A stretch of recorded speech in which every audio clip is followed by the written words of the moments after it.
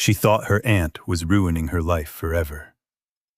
On the very day the debt collectors came banging on the gate, Amara Okoye was dressed up, pushed outside, and told she was now the wife of a dusty village drifter no one respected. No wedding of love, no choice, no dignity. Just one cruel bargain to wipe out a family debt. But what her aunt didn't know was that the quiet man standing in worn sandals and faded clothes was not poor, helpless, or ordinary. He was hiding the kind of name that made ministers stand up, bankers answer on the first ring, and entire boardrooms go silent. And by the time the truth came out, the same family that threw Amara away would be begging at the very door they once slammed in her face. Before we begin, tell me in the comments, if your own family sacrificed your future to save themselves, would you ever forgive them? And if you enjoy powerful emotional stories like this one, don't forget to like this video and subscribe. Now let's begin. Every morning in the Okoye compound began the same way for Amara. Before the sun rose over the dusty streets of Enugu, she was already awake. She swept the courtyard, fetched water, lit the charcoal stove, prepared tea, washed dishes from the night before, and ironed clothes for people who never once thanked her. To outsiders, Amara lived with family, but inside those walls, she was treated like unpaid help. Years earlier, the compound had belonged to her father, Samuel Okoye, a respected trader known for honesty and generosity. He had built a good life for his daughter, and for a while, Amara knew what love felt like. She remembered laughter in the house, warm dinners, a father who kissed her forehead before leaving for work, a man who used to say, "No matter what happens, Amara, never forget your worth." But after Samuel died suddenly, everything changed. Her Aunt Beatrice moved in to help. That was the word she used. Help. Within months, she took control of the business records, the rent income, and even the house keys. Before long, Amara had been pushed out of her own bedroom and into a tiny storage room behind the kitchen. Beatrice's daughter, Nadia, enjoyed every moment of it. She wore Amara's late mother's jewelry, used Amara's mirror, sat in the living room giving orders like a queen in a palace she had never earned. And whenever Amara objected, Beatrice always said the same thing. "You eat in this house because of me. Don't forget that." Amara stopped arguing a long time ago. Not because she agreed, because grief had exhausted her. Still, one thing kept her going. Inside an old tin box beneath her thin mattress, she kept a photo of her father. On the worst nights, she would stare at it and whisper everything she couldn't say out loud. "I'm trying, Dad. I haven't given up. Please, don't let this be my whole life." She had no idea that prayer was closer to being answered than she thought. Beatrice loved appearances. She loved lace wrappers, expensive wigs, and being seen at parties she could not afford. She borrowed money recklessly, from neighbors, from local lenders, from business friends, and worst of all, from a ruthless debt collector named Chief Boma, a man whose smile never reached his eyes. For weeks, people had been coming to the house, asking quietly for repayment. Then quietly turned into loudly. Then politely turned into dangerously. One hot afternoon, while Amara was washing clothes in the courtyard, a black SUV pulled up outside the gate. 3 men stepped out. Chief Boma came last. Amara felt the air change immediately. Beatrice rushed out pretending confidence, but the fear in her eyes betrayed her. "You said next month," Boma said calmly. I just need a little more time, Beatrice replied. You've already had time. Nadia stood near the doorway, silent for once. Amara kept her head down, but she listened. Then Boma laughed and looked around the compound. You people like living big with borrowed money. Today, something must settle this account. Beatrice's voice dropped. Please. And then, as if fate had been waiting for that exact moment, a stranger appeared at the gate. He was tall, dark-skinned, and broad-shouldered, but dressed so simply no one gave him a second look. Dust covered the hem of his trousers. His slippers were worn. A small travel bag hung over one shoulder. He looked like a man who had spent too many days on bad roads and too many nights with nowhere permanent to sleep. He had come asking for directions to a village school on the other side of town. That should have been the end of it, but Chief Boma stared at him. Then Beatrice did too, and something cruel flashed across her face. She turned to the stranger and asked, "Are you married?" The courtyard went still. The man looked at her with unreadable calm. No? Beatrice laughed bitterly. Then maybe today is your lucky day. Amara's hands froze in the water basin. Auntie? She said softly. Beatrice ignored her. This girl can cook, clean, wash, and obey, she said, pointing at Amara like livestock in a market. If you take her as your wife, I can settle part of what I owe and reduce the burden in this house at the same time. For 1 second, Amara thought everyone would realize how evil that sounded. No one did. Nadia actually smiled. Chief Boma folded his arms, amused. Amara rose to her feet slowly. You can't be serious. Beatrice snapped. Stay out of grown people's business. I am the business, Amara said, her voice shaking. The stranger looked at Amara then, properly this time. Not at her clothes, not at the bucket in her hand, not at the shame of the moment. At her. As if he could see the pain she had been hiding for years. Chief Boma chuckled. If the man agrees and the family agrees, what's the problem? The problem, Amara said, is that I'm not an object. For the first time, the stranger spoke with weight in his voice. Does she have a choice? Read this as a single, uninterrupted cinematic YouTube narration in a dramatic storytelling style. Use a slightly fast pace, keep pauses extremely minimal, and maintain emotional intensity and smooth flow throughout. Do not perform dialogue voices as separate characters. Keep everything in one consistent narrator voice. That question silenced everyone. Beatrice recovered first. She's under my care. The man's face hardened only slightly. That is not what I asked.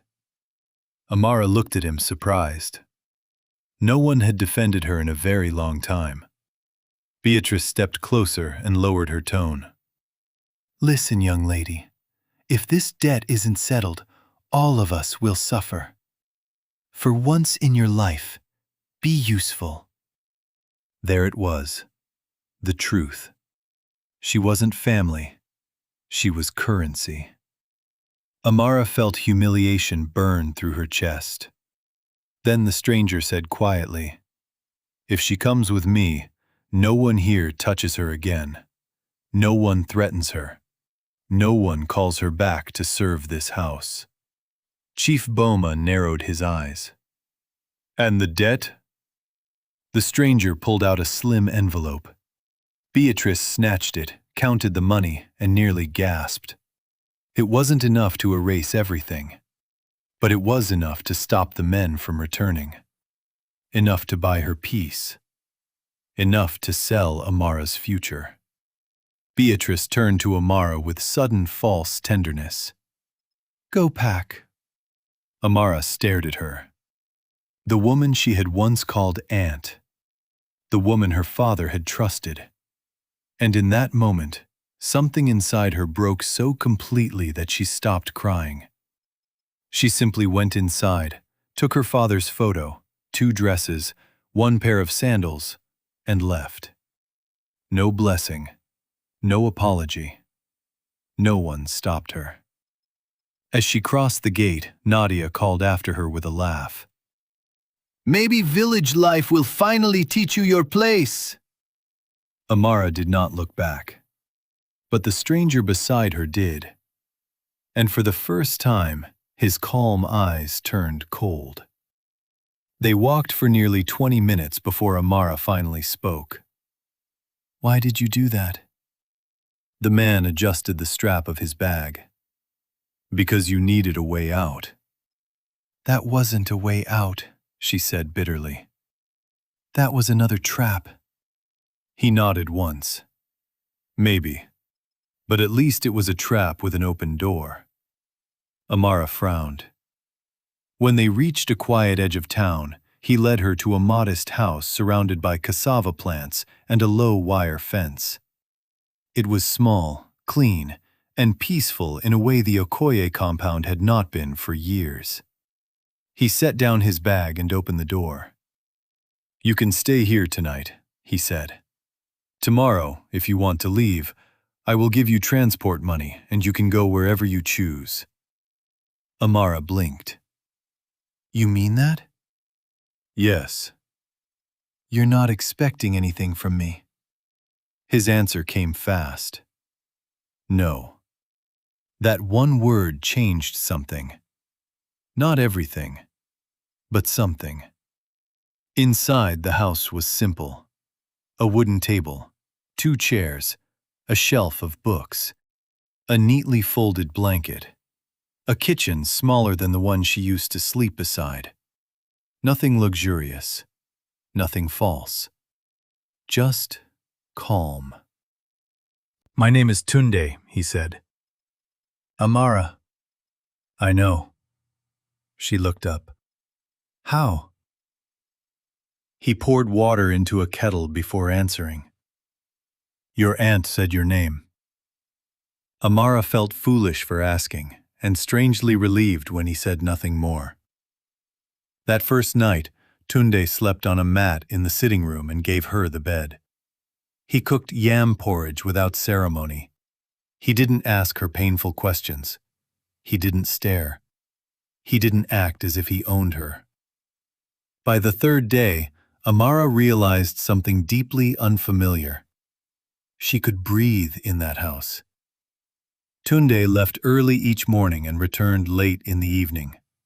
Sometimes he came back dusty, sometimes thoughtful, sometimes carrying groceries, medicine, or books. He never explained much, and Amara never pushed. She spent her days recovering from a life she still barely understood. For the first time in years, she ate without fear of insults, slept without listening for footsteps, woke without orders. Weeks passed. She started helping at a nearby tailoring shop, then later took on simple embroidery work from home. Tunde encouraged it, but never controlled it. "Earn your own money," he told her once. "No one who earns honestly should ever be made to feel small." The words stayed with her. Little by little, Amara began to see pieces of him that did not fit the life he appeared to live. His hands were rough, but his speech was polished.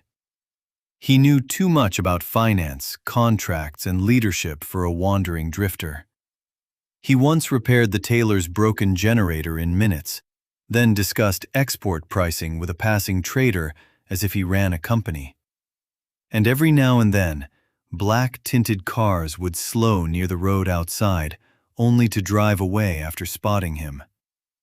When she asked, he smiled lightly. "Old work matters." That was all he said. Still, peace grew between them. Then friendship. Then the quiet, terrifying beginning of love. Not because he rescued her, but because he never once used her weakness against her. He saw her dignity before he saw her pain. and that, to Amara, felt like a miracle.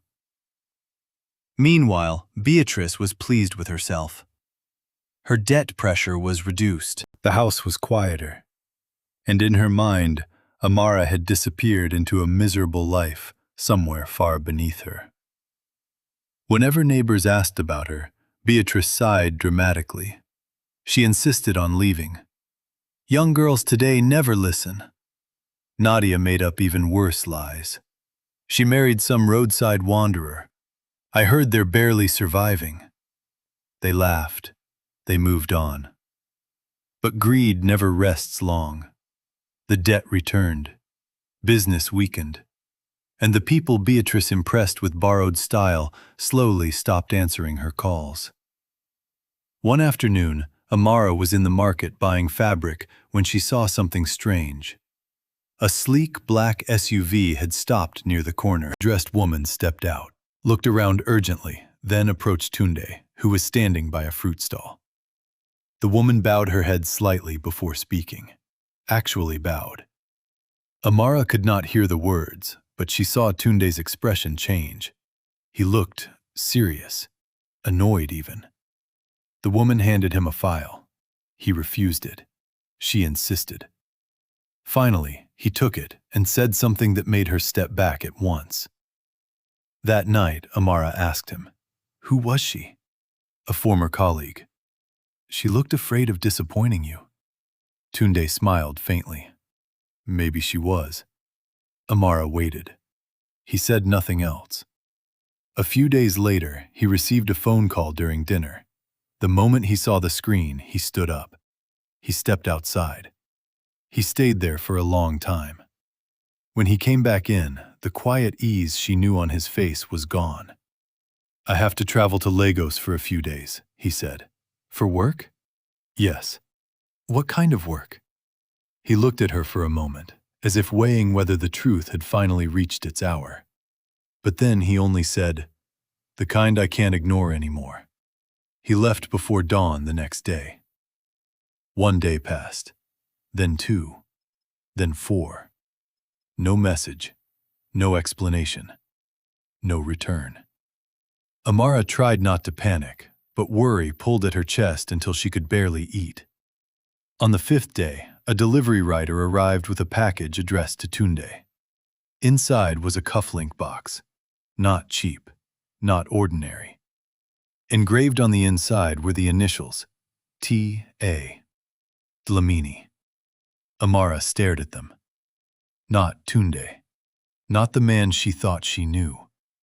And beneath the box was a business invitation. Ubuntu Meridian Holdings, Chairman's Annual Impact Gala. Venue, Lagos Imperial Towers. Guest of honor, Tafari A. Dlamini, Group CEO. Amara's breath caught. Something deep inside her already knew. Still, she needed to see it herself. Lagos was louder, brighter, and more intimidating than Amara remembered. When she arrived at Imperial Towers, she nearly turned back. Luxury cars lined the entrance. Men in suits moved with urgency. Women in elegant gowns glided across marble floors. Everywhere she looked was proof that this world belonged to people far above her. Then she stepped inside, and the room changed. She saw him. Not in worn sandals, not with dust on his sleeves, not carrying a faded travel bag, but in a perfectly cut black suit, surrounded by executives, foreign investors, government officials, and cameras. He stood at the center of the ballroom with quiet authority. People greeted him with respect so instinctive it could not be faked. "Good evening, Chairman Dlamini." "Sir, the minister has arrived." "CEO Tafari, the press is ready." Amara went completely still. Tunde, the man who cooked simple meals, the man who slept on a mat so she could have the bed, the man everyone dismissed, was Tafari Dlamini, founder of one of the fastest-growing logistics and infrastructure groups on the continent, the youngest self-made CEO on half the business magazines in Africa, a man whose decisions moved millions. And then, as if he felt her presence before he saw her, he turned. Their eyes met across the ballroom. For a second, the chairman disappeared. He was just the man from the little house again. He walked straight toward her, ignoring the surprised whispers around them. "Amara," he said softly. She could barely form the words. "You lied to me." His face tightened. "I hid my name. I never lied about how I felt." "That's not the same thing." "No," he admitted. "It isn't." He led her to a private lounge away from the cameras. Then, finally, he told her everything. His real name was Tafari Dlamini. Years earlier, he built Ubuntu Meridian from scratch. But success came with betrayal, fake loyalty, greedy relatives, executives who smiled in meetings and stole behind closed doors. He began moving quietly through his own rural operations under different names, trying to understand how ordinary people experienced the system he had built. During one of those trips, he passed by Beatrice's compound. He heard everything, saw everything. And when he realized Amara was being traded like a burden to settle a debt, he stepped in. "At first, I only wanted to get you out," he said. "Then why didn't you tell me the truth?" "Because after a while, I was afraid the truth would make you pull away." Amara looked down. He continued, "With you, I was not Chairman Dlamini. I was just a man. And for the first time in years, that felt honest." Tears filled her eyes, not because of the money, but because she understood the loneliness behind it. He had hidden power. She had survived power misused.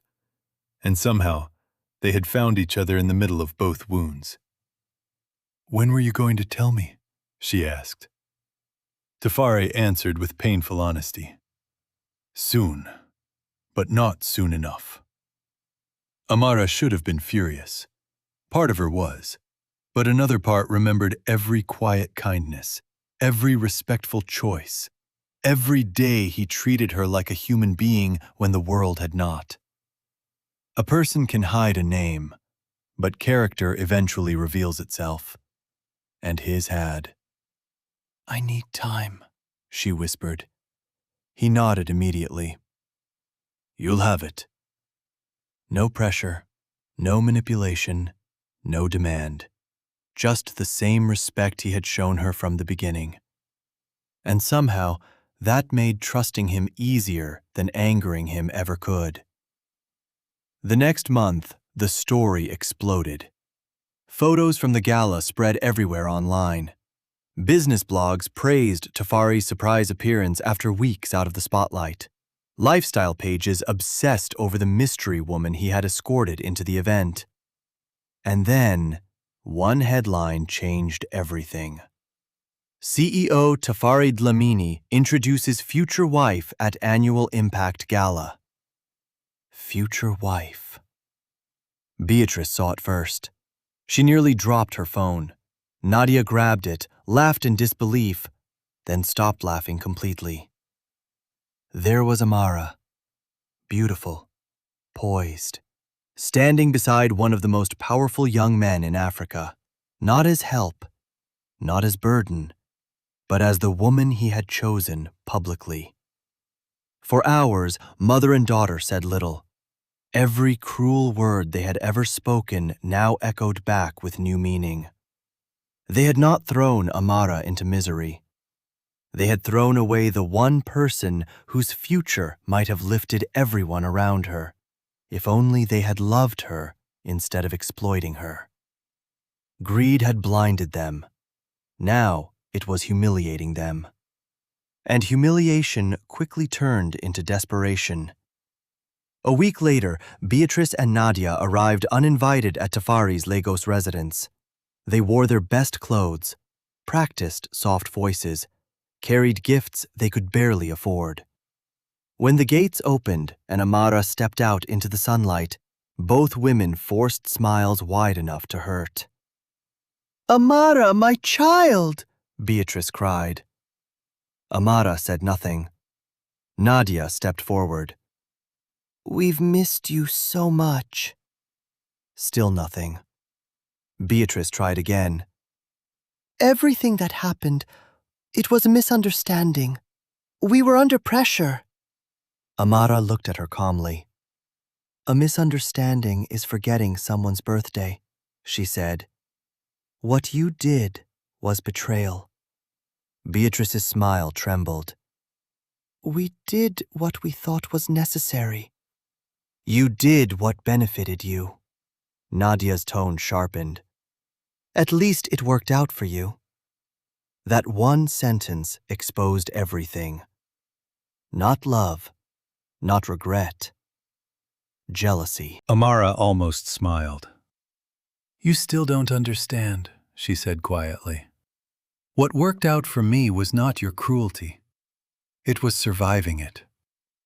The front door opened behind her. Tafari stepped out. He didn't raise his voice. He didn't threaten them. He only stood beside Amara. But the effect was immediate. Beatrice straightened nervously. Nadia lowered her gaze.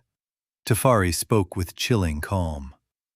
"The woman you discarded will never be humiliated by you again. If you came for money, leave. If you came for access, leave. If you came to perform remorse because you now know my name, leave." No one moved. Then Amara finished it. "The day you treated me like payment was the day you lost the right to call me family." Beatrice's eyes filled with tears, but even now, Amara could not tell whether they came from guilt or regret over losing opportunity. Maybe both. It no longer mattered. The gate closed behind them, and with that sound, a chapter of Amara's life ended forever. Healing did not happen in one moment, not even after love, not even after justice. Amara still had nights when old words returned. Days when kindness felt suspicious because cruelty had trained her that way. But Tafari never rushed her healing. He stood beside it. He listened. He waited. He loved with patience, not performance. Months later, they married in a ceremony that was elegant, intimate, and deeply joyful. Not the kind of celebration built for gossip or status, but one filled with people who actually wished them well.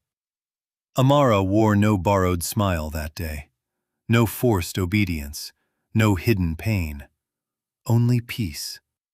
And when she looked at Tafari across the aisle, she realized something beautiful. The greatest twist in her life was not that the drifter had turned out to be a billionaire. It was that the one man who had every reason to become arrogant had chosen tenderness instead. Together, they launched a foundation for girls displaced by inheritance abuse, family exploitation, and forced dependency. Amara led it personally, because she knew exactly what it meant to be treated as disposable, and exactly how powerful it was when someone finally said, "You have a choice." As for Beatrice and Nadia, life went on, but not the way they planned. The image they tried to maintain collapsed under the weight of their own greed. People talked. Doors closed. Invitations stopped. And for the first time, they understood a truth money can never fix. When you betray someone good, the loss does not always belong to them. Sometimes it belongs to you. Amara never returned to the compound to reclaim old walls or old memories. She didn't need to. Her future was no longer trapped behind that gate. It was already waiting for her the day she walked away with nothing but a small bag, a photograph, and pain in her chest. Because sometimes the moment people think they are destroying your life is the exact moment your real life begins. And sometimes the person the world laughs at is the one heaven used to carry you into your next chapter. So in the end, the girl they married off to a village drifter for debt did not lose her future.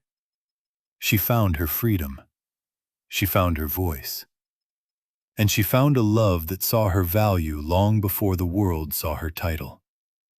And Tafari, the man the world knew as a powerful CEO, found the one thing success had never been able to buy: someone who could love the man before the empire.